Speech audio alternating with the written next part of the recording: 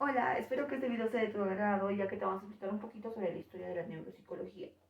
En la historia de la neuropsicología antigua, los frenólogos creían que las funciones psíquicas dependían de centros determinados del cerebro, dando una posición localizada en cada parte cerebral, donde tenía asignada una función específica. Pero años más tarde, Broca y Wernicke nos mostraron con casos clínicos y autopsias cómo algunas áreas del cerebro parecían estar específicamente ligadas a las funciones lingüísticas. En el siglo XIX fue donde el estudio del cerebro progresó enormemente y en el siglo XX apareció la cartografía cerebral de Brodmann, que fue conseguida con técnicas más avanzadas, así dando paso a Alexander Luria, quien representó el esfuerzo por lograr la unión de dos concepciones antagonógicas que creía que por un lado en la localización de los tejidos especializados, pero también en la globalidad del sistema en su función dinámica. Cuanto más simple era su función, más fácil era su localización. Por el contrario, en las funciones más complejas necesitaban de un sistema donde integren globalmente y dinámicamente distintas funciones simples. En 1988, Timothy Sales realiza una cronología para ver el desarrollo de la neuropsicología como ciencia y la basa en 4 etapas. La primera etapa es la etapa de los fabricantes de diagramas. Esta etapa se da entre 1860 y 1905. Y para esta etapa ya se dan los hallazgos de Broca, quien identificó un área al pie de la segunda circunvolución frontal que se asocia a la expresión del lenguaje. Estos hallazgos nos dan dos implicancias fundamentales que vamos a ver a continuación en pantalla.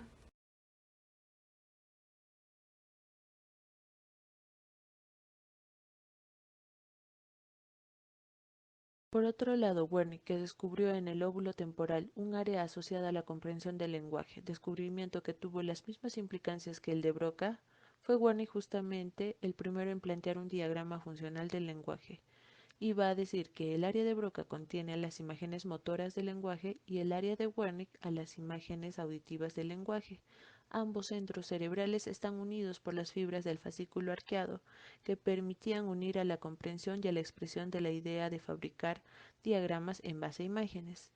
Tenía una clara influencia del asociacionismo inglés, que entendía del aprendizaje como el resultado del establecimiento de asociaciones entre diferentes tipos de imágenes. Etapa 2. Críticos a los fabricantes de los diagramas de 1905 al 1940. La conducta científica empezó a cuestionar la objetividad de las observaciones de la conducta, que no se hacía en base a conceptos psicológicos, sino también a evaluación psicológica.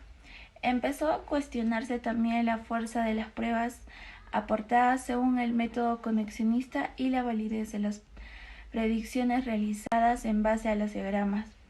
A partir de ahí se plantea la necesidad de llevar a cabo observaciones de la conducta que sean empíricas y sistemáticas.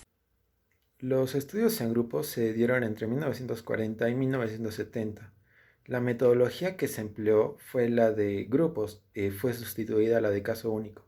Esto se dio debido a que acabó la Segunda Guerra Mundial y fue posible recolectar datos de muchos heridos de bala. Por lo que se hizo posible implementar esta metodología. Contrastaban los datos del paciente con los datos del individuo, similar, estableciendo una desviación del desempeño esperado. Y la observación conductual dejó de ser clínica y fue sustituida por la implementación de los test tipificados dependiendo de la alteración, ya sea afasias, memoria, lenguaje, etc. Así fue que se determinó la función de la neuropsicología, la cual es determinar lesiones en pacientes, evaluarlos y dar una posible rehabilitación. Dentro de esta etapa fue que se revalorizó los diagramas cerebrales y esto ocurrió gracias al grupo de Boston. Eso es todo. Gershwin y el grupo de Boston fueron los responsables de que la neuropsicología haya retornado al estudio de casos y a la explicación de los procesos cognitivos mediante diagramas. Estos son más sofisticados que los primeros diagramas y representaban a la función mental y a los elementos que componen su arquitectura. Esta etapa se considera como el área con mayor desarrollo en la psicología y dentro del ámbito de la neurociencia.